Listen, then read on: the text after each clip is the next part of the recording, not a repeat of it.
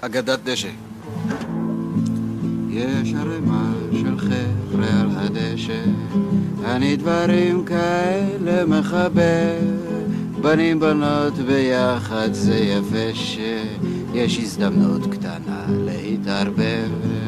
שרי שירים ומביטים למעלה, הלבנה עם כל ענן שמזדמן, חושבים במי להתאהב הלילה, חושבים על מי אפשר להתאמן. מתחת לראשי מונחת ירח, ועל בית נצרור טלטלים מוטל, בלט יוצאות ידיים אל הדרך, ומסלולן ארוך ומפותל. ידי כולם כמו נחשים בעשר, יורדות שקעים עולות גב שושיות, והזמרה דועכת אל הקשב, עכשיו זה רמץ של החשושיות. כיוון שתרדמה עליי נופלת, תשובן אני מצליח לנחש, של מי היד אשר עליי זוחלת, של מי הפה שבאוזניי לוחש.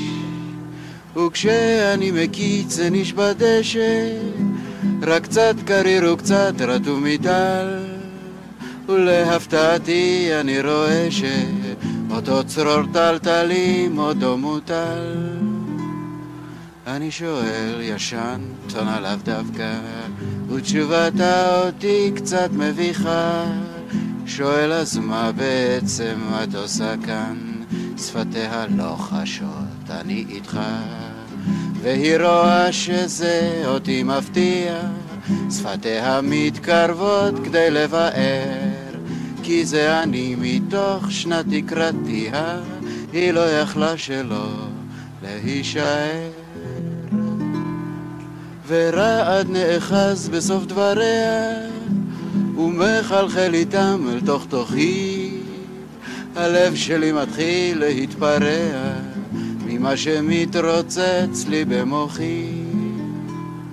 אז שנינו רועדים בתוך השקט, על פי המשתפל טלטל פוחז, וזה נדמה שהיא אותו נושקת, בעשב הרטוב אני אוחז, ולא מעיז איני יודע למה, וגם מילים לומר איני מוצא.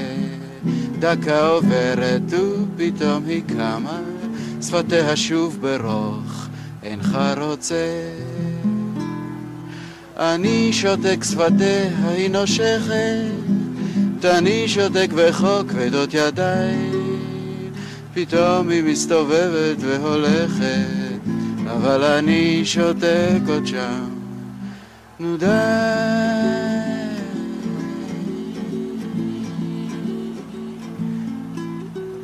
די.